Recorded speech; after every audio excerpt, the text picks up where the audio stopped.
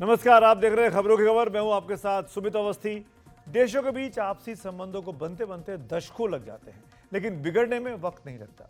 देशों के बीच आपसी संबंधों के तमाम पहलू होते हैं, जैसे राजनीतिक, आर्थिक, सामाजिक, ऐतिहासिक। लेकिन एक अकेला राजनीतिक पहलू कई बार इन तमाम मुद्दों पर भारी पड़ जाता है। कोई एक सरकार अपने निजी राजनीतिक हितों के लिए दूसरे देशों से संबंधों को कितनी बुरी तरह बिगाड़ सकती है, इसका ताज़ा उदाहरण देखना हो तो कनाडा की जस्टिन ट्रूडो सरकार को आप देख सकते हैं। बीते 2 दिनों से लगातार हम कनाडा की खबर आपको दिखा रहे हैं। खालिस्तानी आतंकी निज्जर की हत्या के मामले को लेकर जस्टिन ट्रूडो की सरकार भारत पर तरह तरह के इल्जाम लगा रही है। उसके राजनयिकों पर भारत सरकार की एजेंसियों को इस साजिश से, हत्या की साजिश से जोड़ने का प्रयास कर रहे हैं। आपको बताएं, कल जस्टिन ट्रूडो ने खुद अपने ही बयान का पर्दाफाश अपने मुंह से किया, जो कि पर्दाफाश कम और कबूलनामा ज्यादा था। आज की लीड स्टोरी हमारी यही है। जस्टिन ट्रूडो ने अब देश की पब्लिक इंक्वायरी कमेटी के सामने मान लिया कि इनके पास कोई सबूत नहीं है। क्या है पूरा मामला और कैसे भारत ने पलटकर आज कनाडा पे सवाल खड़े किए, इस पर हम विस्तार से बात करेंगे। दूसरी स्टोरी, आज की हमारी बड़ी स्टोरी है, हमास के चीफ याह्या सिनवर की मौत की खबर आ गई है। इजराइल ने इनको रास्ते से हटाने का दावा किया है, एलिमिनेशन शब्द का इस्तेमाल किया है। इसके बाद अब लड़ाई किस दिशा में जाएगी इजराइल और हमास के बीच, उस पर बात करेंगे। और तीसरी खबर आज हमारे बीच है, वो भी एक और बड़ी स्टोरी आई है, और ये बड़ी स्टोरी सुप्रीम कोर्ट से है। नागरिकता कानून के सेक्शन 6A पर सुप्रीम कोर्ट ने अपनी मुहर लगा दी है। यानी मार्च 1971 के बाद जो लोग असम में आए थे बांग्लादेश से, वो भारत के नागरिक नहीं होंगे। क्या है पूरा मामला, आसान भाषा में इसको समझाएंगे। मेरे साथ संवैधानिक मामलों के जानकार प्रोफेसर फैजान मुस्तफ़ा जुड़ेंगे। लेकिन सबसे पहले बात करते हैं भारत और कनाडा के संबंधों पर, जिस पर अब एक नए सिरे से विचार करने की ज़रूरत आ पड़ी है, क्योंकि इस वक्त देश में सबसे अधिक चिंता इसी बात को लेकर है कि दो दोस्त कैसे दुश्मन में तब्दील होते जा रहे हैं। अपने स्थानीय वोट बैंक पॉलिटिक्स के लिए कनाडा की जस्टिन ट्रूडो सरकार खालिस्तानी अलगाववादियों और आतंकवादियों को खुलेआम शह दे रही है। पिछले साल जून में कनाडा के सरे में एक गुरुद्वारे के बाहर खालिस्तानी आतंकी हरदीप निज्जर की हत्या के बाद से जस्टिन ट्रूडो हर मंच पर भारत के खिलाफ मोर्चा खोले हुए थे। बार बार कह रहे थे कि उनके पास इस हत्या में भारतीय एजेंटों के शामिल होने के सबूत हैं, और वो सबूत उन्होंने भारत को दे दिए हैं। भारत लगातार ये बात कहता रहा कि कोई सबूत भारत को नहीं दिया गया है, और कनाडा अगर है उसके पास सबूत हैं तो वो शेयर करे, हमको सबूत दिखाए। कल इस पूरे मामले का पटाक्षेप जस्टिन ट्रूडो ने खुद अपने एक बयान के जरिए कर दिया। उन्होंने मान लिया कि उनके पास कोई ठोस सबूत है ही नहीं। इस वक्त ये बड़ी खबर है, कोई ठोस सबूत जस्टिन ट्रूडो के पास है ही नहीं।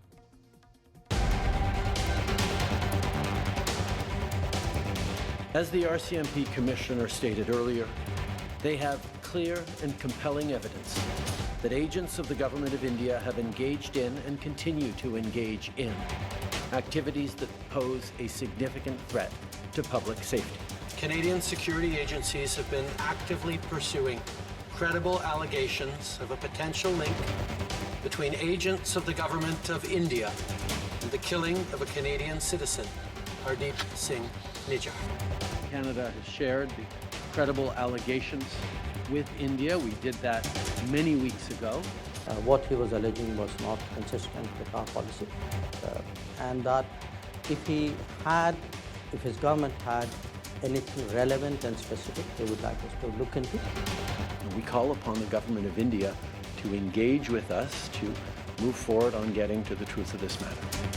Canada has leveled serious allegations, but has so far not given any evidence to back it up. At that point, it was primarily intelligence, not hard evidentiary proof.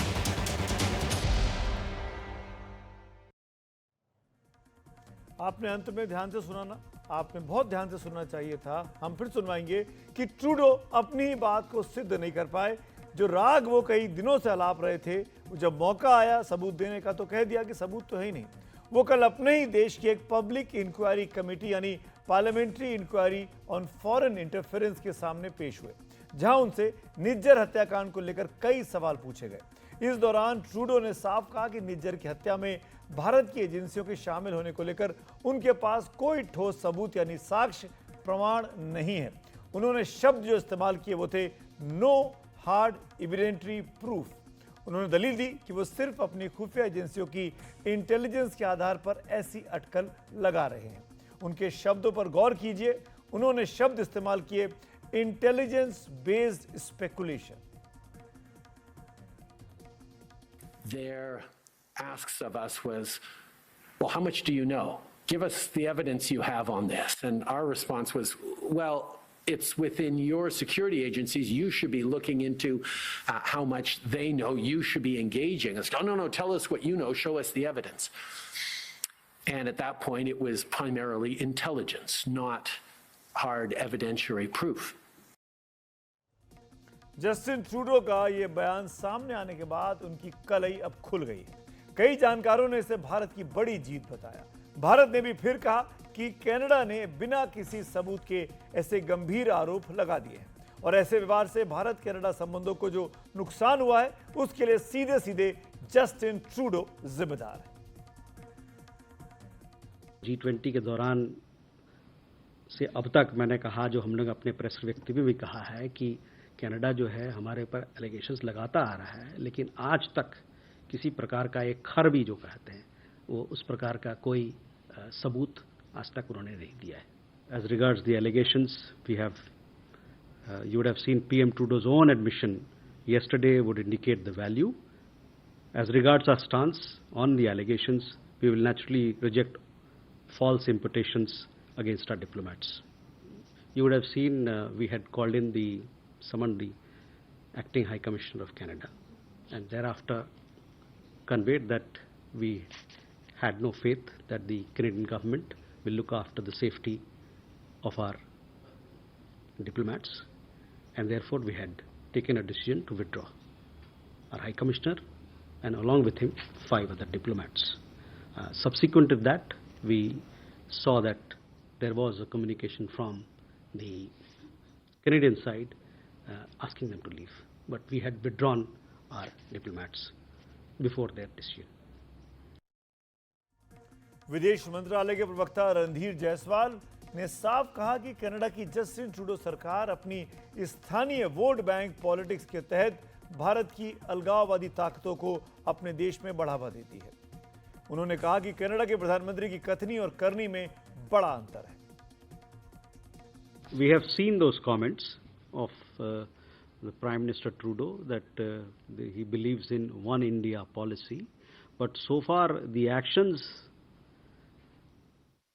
that we have requested against anti-India elements who actually go against one India, who call for dismemberment and disunity of the country, who espouse separatist ideology, no action has been taken. So, in a sense, there is a difference. There is a gap between action and words here. We believe that they are being promoted there. They are being encouraged by no action being taken against them. They openly espouse violence. They openly call for separatist ideology. They undertake. You would have seen the kind of tableau that is displayed on important days. Those are surely they are not in keeping with our understanding of freedom of speech, and they are being promoted by several forces there. And for political reasons, also they are being given all sorts of support. आप रणधीर जायसवाल का बयान सुन रहे थे और इसके बाद ये कहा जा सकता है कि नाम ट्रूडो है लेकिन ट्रू कम और झूठ ज्यादा बोलते हैं। विदेश मंत्रालय के प्रवक्ता ने यह भी कहा कि भारत ने लगातार कनाडा में सक्रिय भारत विरोधी अलगाववादियों, आतंकियों और गैंगस्टर्स के खिलाफ कार्रवाई की बात की है। उनमें से कई के प्रत्यर्पण का आग्रह कनाडा की सरकार से किया, लेकिन उन्होंने उन पर कोई कार्रवाई नहीं की। विदेश मंत्रालय के मुताबिक बीते 1 दशक से ज्यादा में भारत ने 26 लोगों के एक्सट्रेडिशन यानी प्रत्यर्पण का आग्रह कनाडा की सरकार से किया। कई अपराधियों की गिरफ्तारी के कानूनी आग्रह वहां पर लंबित है। इनमें कुछ नाम भी बताए गए और जिनमें प्रमुख हैं गुरजीत सिंह, गुरजिंदर सिंह, गुरप्रीत सिंह, लखवीर सिंह लांडा और अर्शदीप सिंह गिल। लॉरेंस बिश्नोई गैंग के सदस्यों की भी सूचना साझा की गई है। कनाडा सरकार ने हमारे आग्रह पर कोई कार्रवाई नहीं की, जो कि बहुत काफी गंभीर बात है। प्रत्यर्पण को लेके मैंने बताया जैसे कि 26 एक्स्ट्रेडिशन केसेस पेंडिंग हैं। उन 26 के अलावे प्रोविजनल अरेस्ट की इंफॉर्मेशन जो हम लोग म्यूचुअल लीगल असिस्टेंस ट्रीटी के तहत मांगते हैं, उसमें भी कई एक सारे मामले वहाँ पर कनाडा में पेंडिंग हैं। और जैसा कि मैंने बताया कि 5 लोग, अपराधी लोग जो जिनके खिलाफ हम लोगों ने मांगा है, भगौड़े हैं, मांगा है कि इनका एक्स्ट्रेडिशन होना चाहिए, प्रत्यर्पण होना चाहिए। उनका नाम मैंने लिया आपके लिए: गुरजीत सिंह, गुरजिंदर सिंह, गुरप्रीत सिंह, लखबीर सिंह लंडा और अर्शदीप सिंह गिल। इसमें से वो भी लोग हैं जो ये जो गैंग्स हैं, लॉरेंस बिश्नोई गैंग हो अथवा कोई और गैंग है, उसके भी मेंबर्स इसमें शामिल हैं। जहाँ तक जो गिरफ्तारी की बात की आपने, काउंसलर एक्सेस की बात की, काउंसलर एक्सेस जैसे मैंने पहले बताया था कि हम लोगों को अभी काउंसलर एक्सेस हमने मांगा नहीं है, उनकी तरफ से रिक्वेस्ट आता है तो फिर दिया जाता है, काउंसलर एक्सेस लिया जाता है। लॉरेंस बिश्नोई के बारे में, लॉरेंस बिश्नोई के गैंग और अन्य गैंग के बारे में, सिंडिकेट्स के बारे में हमने कनाडा से कई एक साल पहले और हाल में भी उनको बताया है, उनसे प्रोविजनल अरेस्ट का रिक्वेस्ट किया है। अब तक उन्होंने इस पे कोई एक्शन नहीं लिया है, ना कोई अरेस्ट किया है। और हम लोग तो बार बार ये बात कहते रहे हैं कि इतने सारे लोग जो जिनके बारे में आपको बताया जा रहा है, जो एंटी इंडिया एक्टिविटीज़ वहाँ करते हैं, जो अलगाववादी ताकतों को जो बढ़ावा देते हैं, उसके खिलाफ सख्त से सख्त कार्रवाई करनी चाहिए। लेकिन उन्होंने अभी तक इस मामले पर फ्रीडम ऑफ स्पीच के मामले में को आगे लाके वो कहते हैं कि ये फ्रीडम स्पीच का मामला है, हम इसमें कुछ नहीं कर सकते। ये बेबुनियाद है, हमारे तरफ से ये बेबुनियाद है। उन्होंने कोई एक्शन नहीं लिया जो हमारे कोर कंसर्न्स है उस पर अभी तक। और उसके पीछे एक राजनीतिक मंशा भी है जो आप जानते हैं। आज विदेश मंत्रालय की इस प्रेस कॉन्फ्रेंस में कई सवाल कनाडा पर पूछे गए, कई बार विदेश मंत्रालय के प्रवक्ता ने अपने मुंह से बार बार कहा कि ट्रूडो सरकार, कनाडा सरकार बोलने की बजाय वो ट्रूडो सरकार लगातार बोलते रहे और ट्रूडो पर ही इल्जाम मढ़ते रहे, जो संबंध आज कल खराब चल रहे हैं उसकी वजह की है।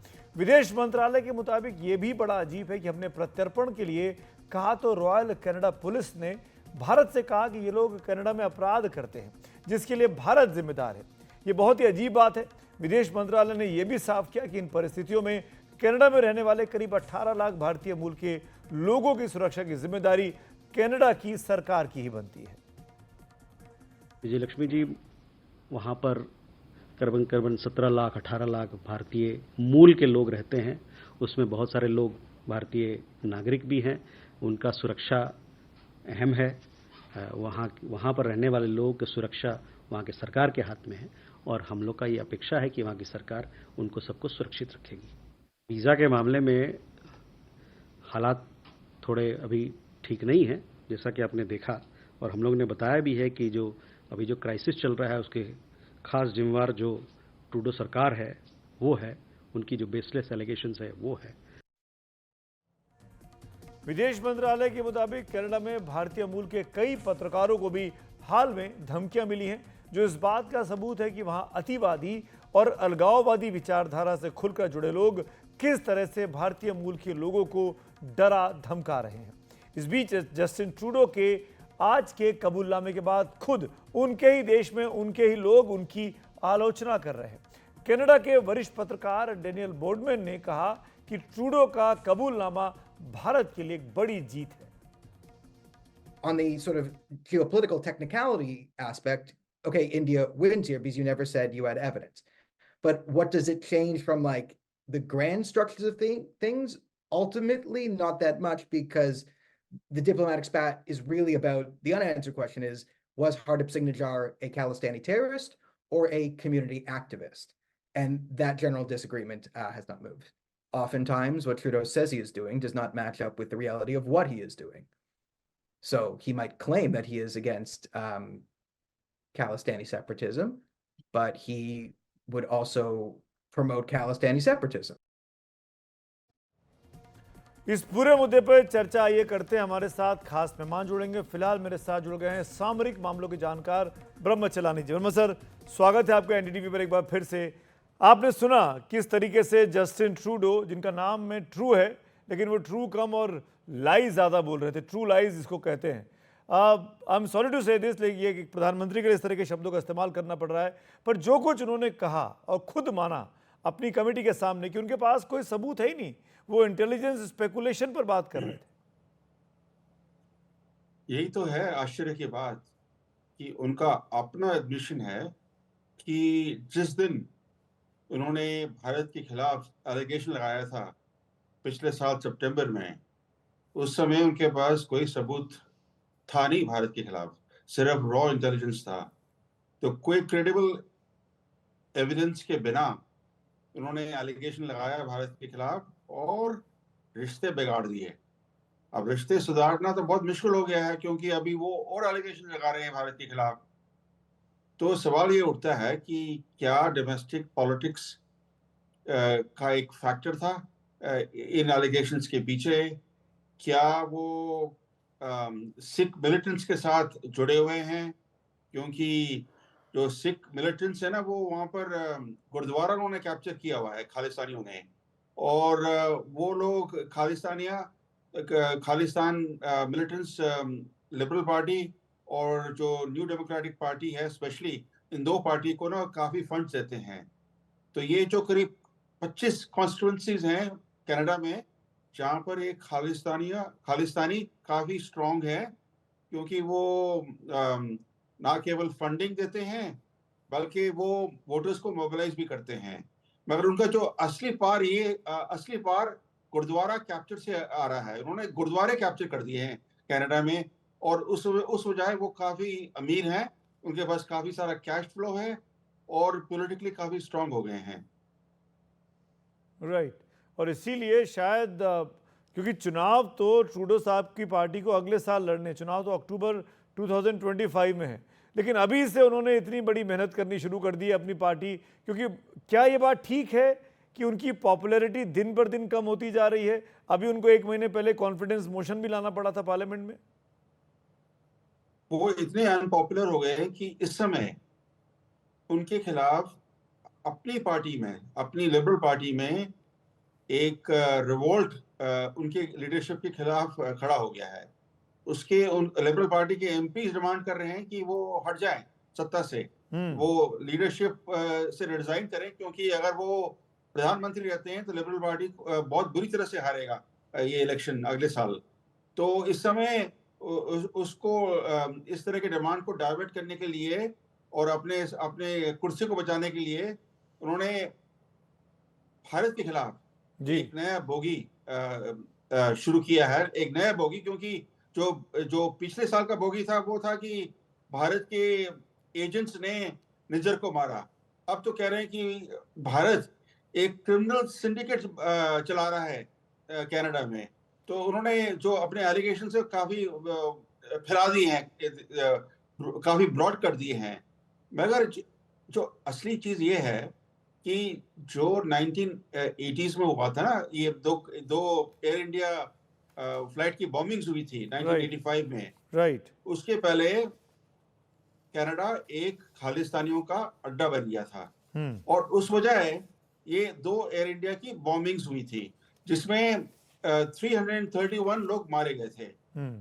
अब क्या है कि दोबारा कनाडा खालिस्तानियों का एक ग्लोबल हब बन गया है, एक अड्डा, ग्लोबल अड्डा।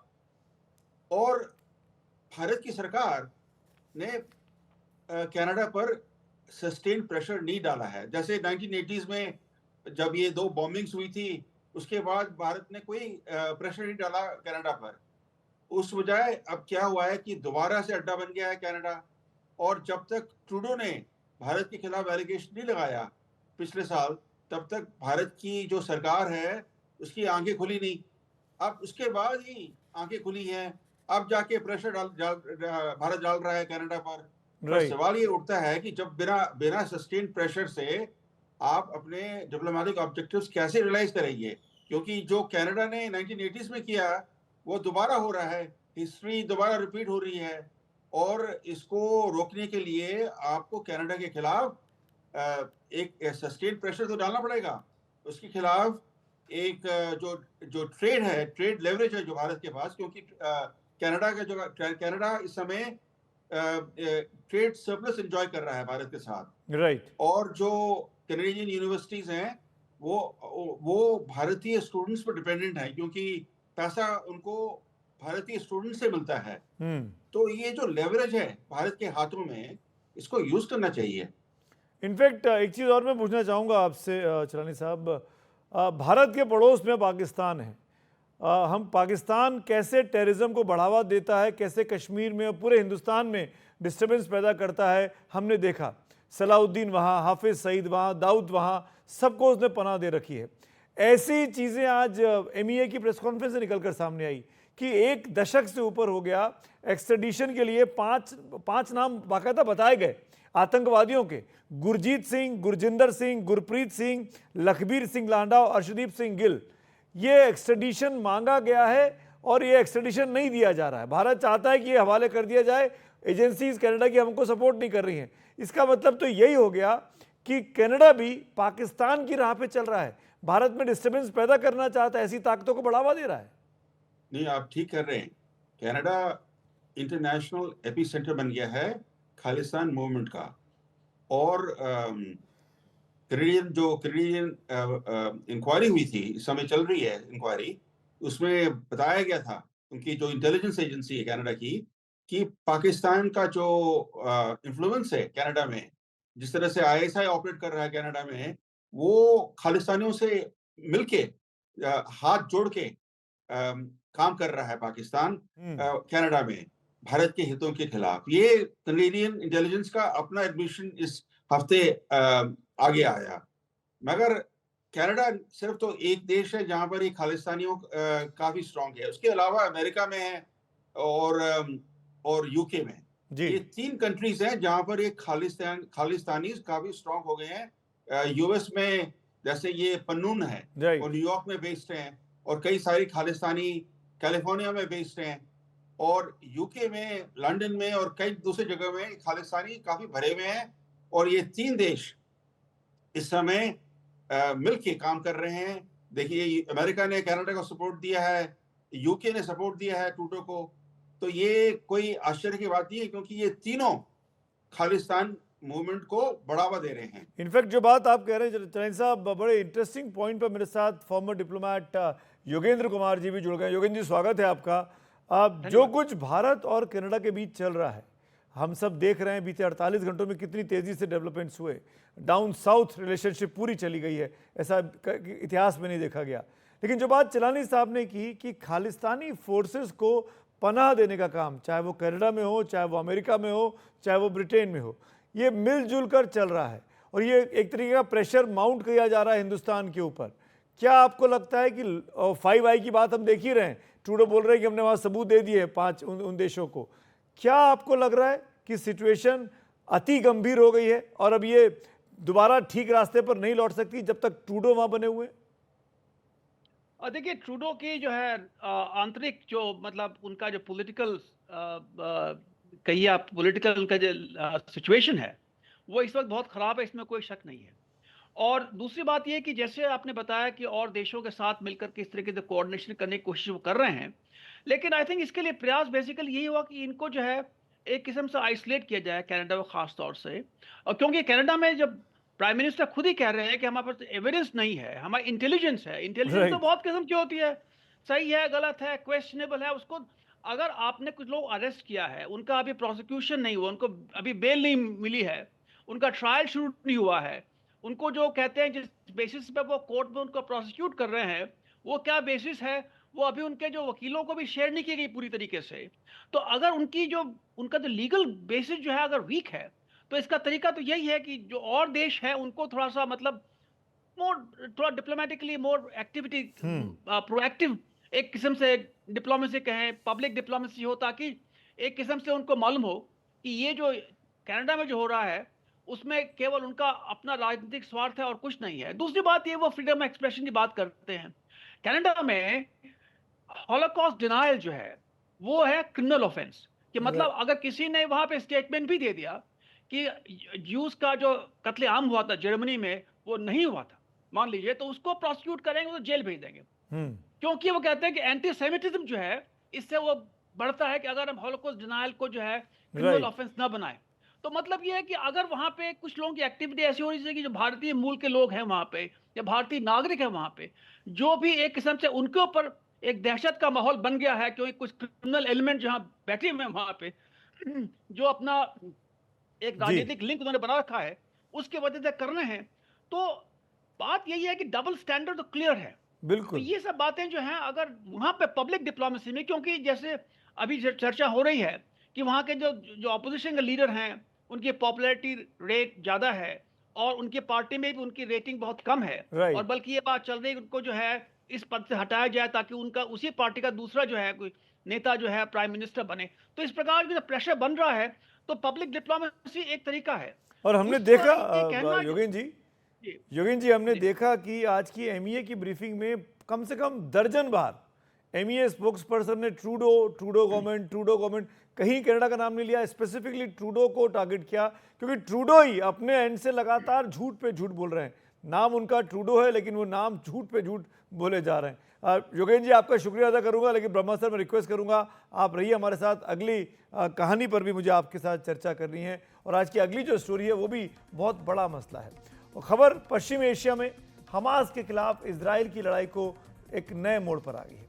अब से कुछ देर पहले खबर आई कि हमास का नया चीफ याह्या सिनवर दक्षिणी गाजा के रफा इलाके में इजरायली सेना की कार्रवाई में मारा गया है। 64 साल का याह्या सिनवर 6 अगस्त 2024 से हमास के राजनीतिक ब्यूरो का चीफ था। इजरायली सेना के रेडियो के मुताबिक रफा इलाके में एक जमीनी ऑपरेशन में इजराइल की सेना ने हमास के 3 लड़ाकों को मारा और उनके शव को साथ ले गई। शुरू में चेहरे से यह पता लगा कि मरने वालों में याह्या सिनवर है, फिर बाद में डीएनए टेस्ट से भी इस बात को कंफर्म कर लिया गया। सिनवर एक दौर में इजराइल की जेल में बंद था और उसके तब के लिए गए डीएनए को उसके शव से मिले नमूनों से मिलाकर देखा गया तो साबित हो गया कि याह्या सिनवर, जो कि हमास का सबसे बड़ा नेता आज की तारीख में था, वो इजरायली हमले में मारा गया है। याह्या सिनवर की मौत इसलिए सबसे अहम है क्योंकि 7 अक्टूबर 2023 को इजराइल पर हुए हमास के हमलों का मुख्य साजिशकर्ता उसी को बताया जाता है। वो हमेशा से इजराइल की मोस्ट वांटेड लिस्ट में रहा, लेकिन गाजा में हमास की सुरंगों के नेटवर्क में छुपे रहकर बीते 2 दशकों से वो इजराइल से बचता रहा। अगस्त के महीने में तेहरान में हमास की राजनीतिक शाखा के पूर्व चीफ इस्माइल हानिये की मौत के बाद याह्या सिनवर ने उसकी जगह ली थी और वो हमास की राजनीतिक विंग का सबसे प्रमुख और सबसे सर्वोच्च पद पर बैठा हुआ आज की तारीख में नेता था। याह्या सिनवर की मौत की खबर इजराइल के प्रधानमंत्री बेंयामिन नेतन्याहू की बड़ी जीत माना जा रहा है, जो हमास की सारी लीडरशिप को खत्म करने पर आमादा है। इससे गाजा में इजराइल की लड़ाई अब किस ओर जाएगी, कुछ थमेगी या नहीं, इस पर बात करने के लिए हमारे साथ ब्रह्मचरानी जी बने हुए हैं। सर, एक बार फिर आपके पास आना चाहता हूं। याह्या सिनवर का एलिमिनेशन, जैसा कि खबर इजरायली रेडियो के हवाले से आई, ये कितना बड़ा टर्निंग पॉइंट है इस इजराइल बनाम हमास की लड़ाई में? अगर ये खबर कंफर्म होती है कि याह्या सिनकर मारा गया, तो ये इजराइल के लिए बहुत बड़ा सक्सेस है, क्योंकि याह्या सिनकर काफी समय से अंडरग्राउंड रहे हैं। इस वजह वो बच गए थे, क्योंकि कई सारे हमास के कमांडर मारे गए हैं, मगर याह्या सिनकर बच गए थे। मगर जो बड़ी बात ये है कि जो लड़ाई इजराइल लड़ रहा है, 1 साल से ऊपर हो गया है, अभी भी हमास का रेजिस्टेंस चालू है इजराइल के खिलाफ। इतना सारा डेवास्टेशन हुआ है गाजा में, उसके बावजूद हमास नए फाइटर्स को रिक्रूट कर रहा है आज भी, और इजराइल की मिलिट्री खुलेआम पब्लिक में एक्नॉलेज कर रही है कि हमास के खिलाफ कोई ठोस मिलिट्री सॉल्यूशन नहीं है, बल्कि इजराइल के आर्मी चीफ कह रहे हैं कि हमास को फुली एलिमिनेट करना पॉसिबल नहीं है मिलिट्रीली। तो सवाल ये उठता है कि अगर जो प्राइम मिनिस्टर इजराइल के चाहते थे कि हमास एकदम खत्म हो जाए, अगर वो गोल मिलिट्रीली फीजिबल नहीं है, तो हिजबुल्लाह के खिलाफ जो लड़ाई अभी इजराइल ने शुरू की है, वो तो और मुश्किल लड़ाई होगी, क्योंकि हिजबुल्लाह हमास के कंपैरिजन में एक बहुत ही पावरफुल मिलिशिया है। राइट। हमास से काफी ज्यादा पावरफुल है हिजबुल्लाह। तो इस समय दो फ्रंट पर इजराइल लड़ रहा है, लेबनान में और एक गाजा में। राइट। और सिचुएशन इजराइल के लिए काफी सीरियस है, क्योंकि जो पॉलिटिकल गोल्स हैं, अगर वो मिलिट्री पार्क के थ्रू रियलाइज नहीं होते हैं, तो प्राइम मिनिस्टर के लिए एक बड़ा एम्बैरेसमेंट होगा। राइट। आपने इंपॉर्टेंट बात बोली, और ये टर्निंग पॉइंट भी हो सकता है इस पूरी लड़ाई का। क्या बेनियामिन नेतन्याहू की पॉपुलैरिटी वापस पा पाएंगे इस बड़े कामयाबी के बाद, जैसा कि इजराइल इसको कह रहा है। चलन साहब, वक्त की कमी मेरे पास, शुक्रिया आपने समय निकाला, थैंक यू सो मच आपके इनपुट्स के लिए। हमेशा आपसे कुछ नई चीज़ें सुनने को जानने को मिलती हैं। और अब आते हैं आज की तीसरी बड़ी खबर पर। सुप्रीम कोर्ट ने आज एक ऐतिहासिक फैसले में नागरिकता कानून 1955 के सेक्शन 6A की संवैधानिक वैधता पर मुहर लगा दी, जो 1985 में हुए असम समझौते को मान्यता देती है। चीफ जस्टिस DY चंद्रचूड़ की अगुवाई में सुप्रीम कोर्ट की 5 जो कि बेंच ने 4-1 के बहुमत से यह फैसला दिया है। सेक्शन 6A असम समझौते के तहत जोड़ा गया था, जिसे याचिकाकर्ताओं ने पक्षपातपूर्ण, मनमाना और गैर कानूनी बताया था। फैसले के मुताबिक सुप्रीम कोर्ट ने कहा कि नागरिकता कानून 1955 का सेक्शन 6A पूरी तरीके से वैधानिक है। इसके मुताबिक जो भी लोग 1 जनवरी 1966 से या उसके बाद से 25 मार्च 1971 तक बांग्लादेश से असम आए, नागरिकता के वो हकदार होंगे और नागरिकता के लिए रजिस्ट्रेशन कर सकेंगे। कोर्ट ने बहुमत से कहा कि इस मामले में असम को बाकी राज्यों से अलग देखना बिल्कुल ठीक है, क्योंकि असम की बड़ी सीमा बांग्लादेश से मिलती है और वहाँ स्थानीय आबादी में अप्रवासियों का प्रतिशत बाकी सीमांत राज्यों से ज्यादा है। बहुमत के आदेश में कहा गया कि 25 मार्च 1971 की कट ऑफ डेट सही है, क्योंकि उसी दिन पाकिस्तान ने पूर्वी पाकिस्तान में बांग्लादेश में चल रहे आंदोलन के खिलाफ ऑपरेशन सर्च लाइट शुरू किया था। चीफ जस्टिस चंद्रचूड़ ने कहा कि असम समझौता अवैध अप्रवास के मामले का राजनीतिक समाधान था, जबकि सेक्शन 6A उसका विधायी समाधान। सुप्रीम कोर्ट ने कहा कि अवैध अप्रवास के मुद्दे से जुड़े कानूनों पर सख्ती से अमल किया जाना चाहिए और अप्रवास और नागरिकता से जुड़े कानूनों के अमल की न्यायिक देखरेख होनी चाहिए। आपको बता दें कि नागरिकता कानून में सेक्शन 6A का प्रावधान 1985 में असम में आंदोलन कर रहे संगठनों और केंद्र सरकार के बीच हुए असम समझौते के बाद शामिल किया गया था। असम से कांग्रेस सांसद गौरव गोगोई ने कहा कि वह सुप्रीम कोर्ट के फैसले का सम्मान करते हैं। गौरव गोगोई ने सोशल मीडिया प्लेटफॉर्म X पर लिखा, मैं असम समझौते के समर्थन के माननीय सुप्रीम कोर्ट के फैसले का स्वागत करता हूं। असम समझौता ऐतिहासिक था, जिससे असम में कई सालों के राजनीतिक आंदोलन के बाद शांति आई।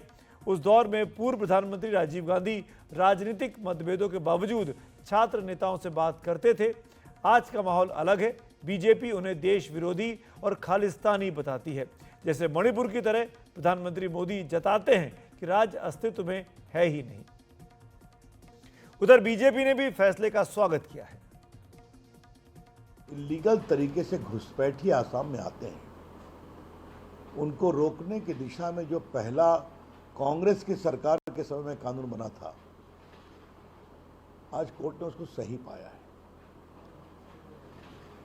अतः जो आसाम में बड़ी संख्या में इलीगल इमिग्रेंट्स आए हैं, उनके संबंध में इस निर्णय से कार्रवाई पर प्रभावी असर पड़ेगा और जो लोग सिर्फ वोट बैंक की पॉलिटिक्स करते हैं, उनको भी समझना पड़ेगा। आज कांग्रेसी भी भूल गए हैं उस कानून को जो राजीव गांधी के समय उनकी सरकार ने लाया था। तो आज कोर्ट ने उसको सही पाया है, हम इसका बहुत स्वागत करते हैं। और जो आसाम में बड़ी संख्या में घुसपैठी आ रहे हैं, उन वहाँ कार्रवाई करने में इससे बहुत मदद मिलेगी। और इस पूरे मामले पर ज्यादा जानकारी के लिए, आसान भाषा में समझने के लिए हमारे साथ अब जुड़ रहे हैं संविधान के जानकार प्रोफेसर फैजान मुस्तफा साहब। प्रोफेसर साहब, शुक्रिया, धन्यवाद वक्त निकालने के लिए। आज का जो फैसला है सुप्रीम कोर्ट का, उसका क्या महत्व है? देखिए, बहुत महत्वपूर्ण जजमेंट है, ऐतिहासिक जजमेंट है।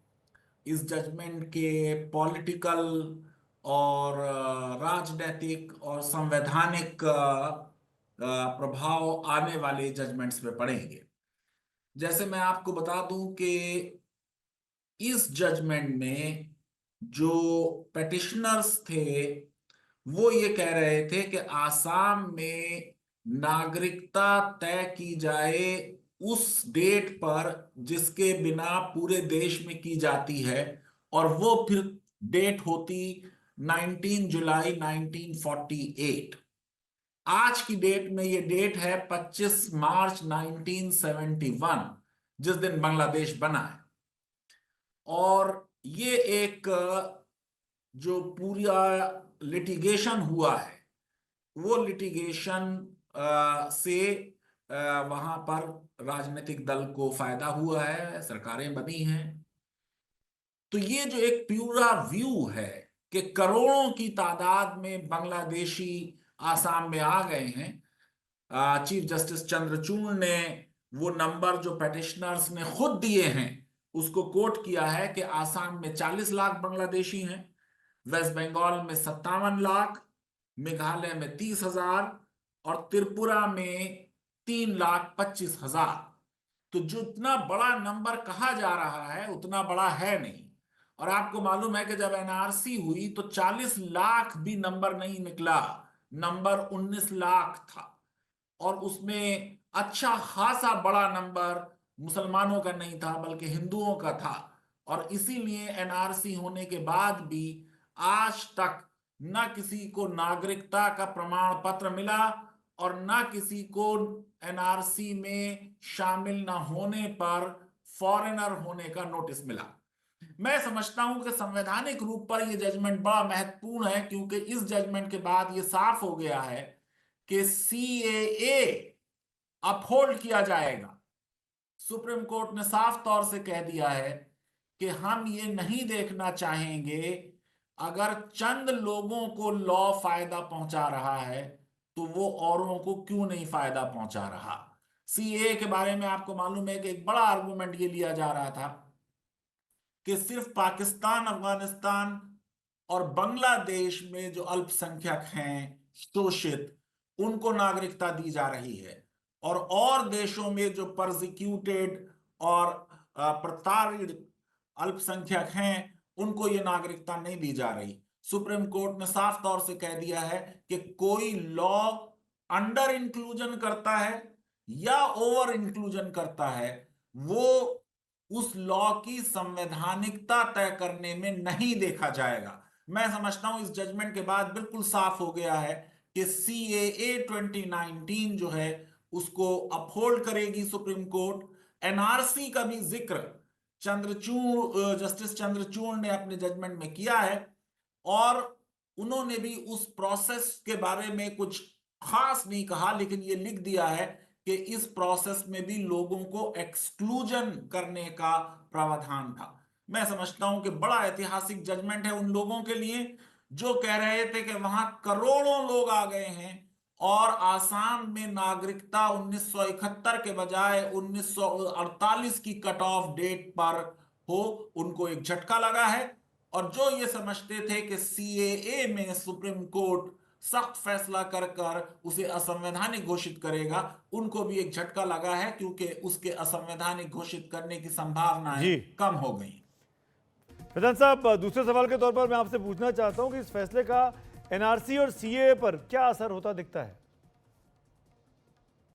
देखिए, सीएए पर रूल्स लोकसभा इलेक्शन 2024 शुरू होने से पहले बनाए गए, जो कि देर में बनाए गए, 5 साल पहले बन जाते तो और बेहतर था, लेकिन अब वो रूल बन गए हैं। ये अलग बात है कि अभी किसी ने पूछा कि इस रूल्स के तहत कितनों को नागरिकता मिली। गो के पूरी प्रोसेस डिजिटल है, लेकिन कोई आंकड़े नहीं प्रोवाइड किए गए राइट टू इंफॉर्मेशन के तहत। मैं समझता हूं, जैसे मैंने अभी अपने पिछले उत्तर में कहा, कि सीएए पर सुप्रीम कोर्ट का फैसला सरकार के हक में आएगा।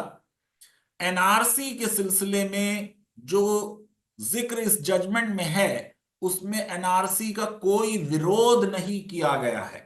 लेकिन साफ तौर से लिखा गया है कि ये एनआरसी असम के बारे में थी। तो मैं ये समझता हूं कि अगर सरकार एनआरसी करना चाहेगी तो अदालत उसको एनआरसी करने से नहीं रोकेगी, लेकिन उस एनआरसी करने के बाद क्या होगा, तो ये आप देख रहे हैं कि आसाम में भी हम उन सारे लोगों को जिनके नाम एनआरसी में नहीं आए, उनको हमने 4 साल हो चुके हैं, तकरीबन 5 साल हो रहे हैं, उनको नोटिस नहीं दिया है, और जिनके नाम एनआरसी के अंदर आ गए हैं उनको नागरिकता नहीं दी है। तो एनआरसी जब भी होगी पूरे देश में, उसमें बहुत बड़ी संख्या देशवासियों की होगी, जिसमें हिंदूज भी शामिल होंगे जिनका नाम नहीं होगा, क्योंकि हमारे देश में डॉक्यूमेंटेशन बहुत ही खराब है और बहुत लोगों के पास प्रॉपर डॉक्यूमेंट्स नहीं होंगे। जैसा आपको मालूम है कि कागज दिखाने की बात, तो वो कागज बहुत लोग नहीं दिखा पाएंगे। अगला सवाल जो मैं आपसे पूछना चाहूंगा कि क्या बांग्लादेश से लोगों की घुसपैठ को किसी विदेशी देश की आक्रामकता कहा जा सकता है? जो सोनोवाल का जजमेंट था उसमें यह कह दिया था कि जो इतनी बड़ी तादाद में घुसपैठिए उधर से आ रहे हैं वो देश के लिए खतरा हैं, और ये केंद्र सरकार की ड्यूटी है कि वो राज्य को सुरक्षित करे किसी विदेशी हमले से। सुप्रीम कोर्ट के आज के जजमेंट ने इस बात को रिजेक्ट कर दिया है और उन्होंने कहा है कि आर्टिकल 355 में जो देश पर हमले की ड्यूटी केंद्र सरकार की है, उसका मतलब ये नहीं है कि किसी संसद के पारित कानून को उसकी संवैधानिकता इस बिना पर उसे चुनौती दी जाए कि केंद्र ने उस ड्यूटी को पूरा नहीं किया। और ज्यादा बड़ी बात जो मैं समझता हूं ऐतिहासिक है आज के जजमेंट की, क्योंकि पूरा केस ये बनाया गया था कि बांग्लादेशी क्योंकि बांग्ला बोलते हैं तो आसाम की जो संस्कृति है उसके अधिकार का हनन हो रहा है अनुच्छेद 29 में। आपको मालूम है कि आसाम की समस्या हिंदू मुस्लिम समस्या नहीं है, ये इथनिक समस्या है। इसलिए जो आसाम गण परिषद है उसको सीएए पर एतराज है और वो चाहते हैं कि ये डेट 1971 से 2014 तक ना बढ़ाई जाए, इसलिए आसाम में सीएए का विरोध हुआ था। वो कहते हैं हमें कोई भी बंगाली स्पीकिंग नहीं चाहिए, चाहे वो हिंदू हो या मुसलमान हो। तो आज सुप्रीम कोर्ट ने साफ तौर से कर दिया है और कह दिया है कि किसी भी समाज में उसकी संस्कृति के अधिकार का हनन इस बात से नहीं होता कि उस समाज में उस संस्कृति के अलावा दूसरी संस्कृति को मानने वाले, दूसरी भाषा को मानने वाले रहते हैं। जस्टिस सूर्यकांत ने कहा कि जो फ्रेटर्निटी और बंधुत्व का हमारे संविधान के प्रस्तावना में आइडिया है, उसका मतलब है कि देश के नागरिक इंटरकनेक्टेड हो जाएं, एक दूसरे के साथ रहें।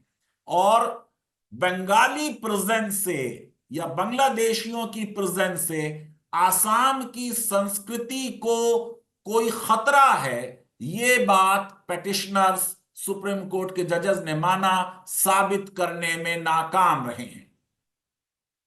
फैजान साहब, असम और देश के बाकी हिस्सों में नागरिकता के लिए दो अलग अलग कट ऑफ डेट क्यों बनी? ऐसा प्रावधान क्यों किया गया? ये इस केस का सबसे बड़ा मुद्दा था। इस केस की पूरी बुनियाद इस बात पे रखी थी कि एक देश में नागरिकता के दो कट ऑफ डेट क्यों हैं।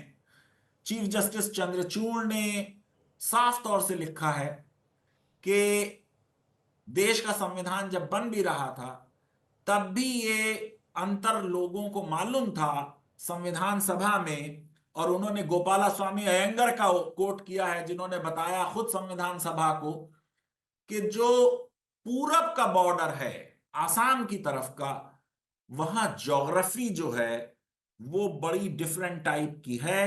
लोग अपने डेली कामों के लिए इधर से उधर आते जाते हैं, चाहे वो असम आए चाहे बंगाल आए।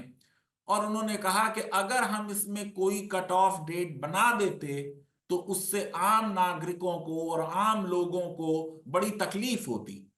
तो ये ज्यादा बात ज्योग्राफी की है और कोर्ट ने उसको अब लीगल माना कि ये मुमकिन है कि एक देश में एक हिस्से के लिए सिटीजनशिप के कोई लोग वेस्ट पाकिस्तान से आ रहे हैं तो उनके लिए डेट संविधान ने डिटरमिन कर दी 19 जुलाई 1948, और दूसरी साइड में कोई डेट डिटरमिन नहीं की। और जब संसद को मौका मिला तो संसद ने वो डेट डिटरमिन कर दी कि अगर आप 1 जनवरी 1966 तक आसाम में आ गए, आप भारत के नागरिक माने जाएंगे।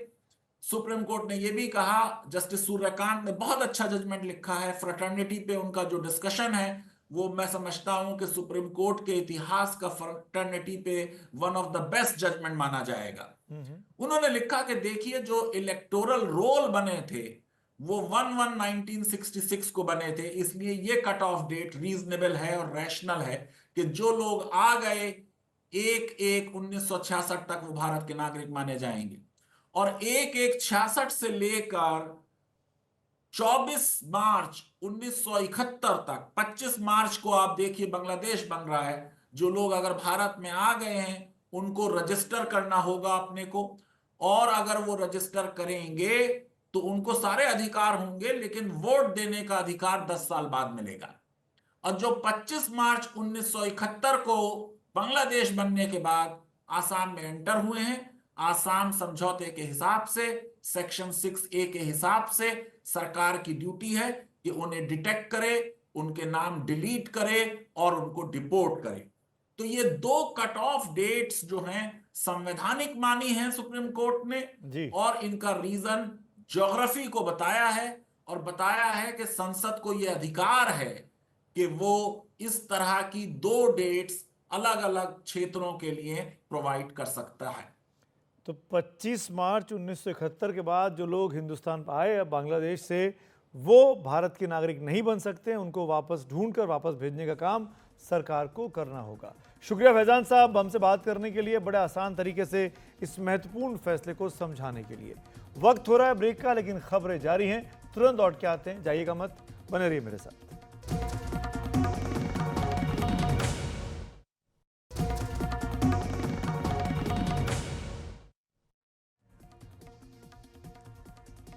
एक बार फिर आपका स्वागत है। बिहार में एक और जहरीली शराब कांड की चपेट में राज्य के 3 जिलों सिवान, सारण और गोपालगंज में 30 से अधिक लोगों की मौत हुई। अब सवाल ये उठ रहे हैं कि क्या शराबबंदी का कानून बिहार को वापस ले लेना चाहिए?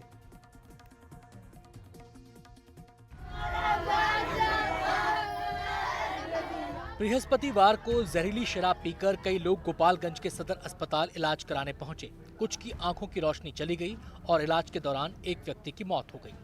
उधर पिछले 24 घंटे के दौरान पटना मेडिकल कॉलेज अस्पताल में 20 लोगों का इलाज चल रहा है, जो सिवान और सारण जिले के प्रभावित गांवों से यहां रेफर किए गए हैं। टोटल मरीज यहाँ 20 कल आया था, कल से आज तक अभी तक जो रिपोर्टिंग है। शुरू में तो 2 ही मरीज आया था, और उसमें से जो है सो 3 ब्रॉड डेड आया था, और एक आज और ब्रॉड डेड आ गया है 1 बजे, तो 4 ब्रॉड डेड आ गया। तो एक डेथ हुआ है ड्यूरिंग ट्रीटमेंट, तो डेथ हो गया टोटल 5, ठीक है। और अभी जो है सो एक आईसीयू में मरीज है, सीरियस है, एक और मरीज थोड़ा सा सीरियस हो रहा है, जिसको कि आईसीयू में हम लोग शिफ्ट कर रहे हैं। और अदरवाइज थोड़ा बहुत सिम्टम है, हल्का फुल्का है, और सब आपको लगता है कि जल्दी छुट्टी हो जाएगा। इस बार जहरीली शराब पीने से सबसे ज्यादा प्रभावित सिवान जिले में प्रशासन ने 20 लोगों की मौत की बात स्वीकार की, और करीब 20 से अधिक लोग सिवान सदर अस्पताल में इलाज करा रहे हैं। तब तो यहाँ मिली भगत है, आदमी बोलने के बाद भी पकड़ के ले जाते हैं, मारते हैं, पीटते हैं, फिर आते हैं, फिर बेचना चालू हो जाता है। थाना प्रशासन के मिली भगत से यहाँ दारू बिकता है। अभी कितने भगवानपुर थाना क्षेत्र में अभी तक 15 आदमी का डेथ हुआ है दारू की वजह से 12 घंटे के अंदर में। आज हुआ, आज कल रात, कल शाम से लेके आज सुबह तक 15 आदमी का डेथ हुआ है। वहीं प्रशासन ने ये बात मानी कि प्रारंभिक जांच में ये बात साफ हो गई है कि प्रभावित लोगों ने जो शराब पी वो जहरीली थी। हम विभाग के सचिव से और मुख्यमंत्री से बात करके और जो इस तरह के धंधा में लिप्त है उस पर सीसीए कानून लाया जाए। रिपोर्ट में ये आया है कि उसमें लगभग 80% जो है मिथाइल अल्कोहल है और एक और सब्सटेंस है जो हानिकारक है। तो ये मूल रूप से इसमें शराब के साथ जो है की बात नहीं है, इसमें से मुख्य रूप से है कि वो जहरीला पदार्थ ही है, क्योंकि आप नॉर्मल देखेंगे तो 80% जो है मिथाइल अल्कोहल आपको बहुत ही कम मिलेगा। संभवतः ये किसी और पर्पस का जो उपयोग की ये लिक्विड होगी जिसको जो है लोगों के द्वारा जो है ये किया गया है और जो है हम लोग जांच कर रहे हैं। कहीं ना कहीं चूक तो हुई है, तभी यह घटना घटी है, लेकिन वर्तमान में जो कार्रवाई पुलिस को करनी चाहिए वो कार्रवाई की जा रही है और जो भी इसमें शामिल हैं उनके विरुद्ध सख्त कार्रवाई की जाएगी। जो भी माफिया तत्व इसमें शामिल हैं उनके विरुद्ध कानून के अंतर्गत जो भी सख्त से सख्त धाराएं लग सकती हैं लगाई जा रही हैं और त्वरित अनुसंधान कराकर माननीय न्यायालय के माध्यम से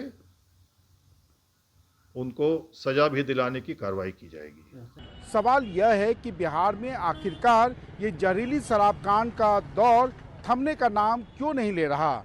इसके पीछे कारण एक ही है कि बिहार में शराबबंदी के बाद जो नई एक समानांतर आर्थिक व्यवस्था कायम हुई है उसके सबसे बड़े हिस्सेदार पुलिस और प्रशासन के लोग हैं, जिनकी नाक के नीचे ये शराब के खरीद बिक्री का दौर बदस्तूर जारी है।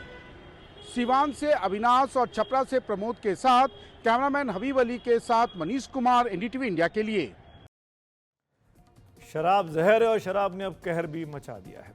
आज खबरों की खबर में मेरे साथ फिलहाल इतना ही। शुभ रात्रि।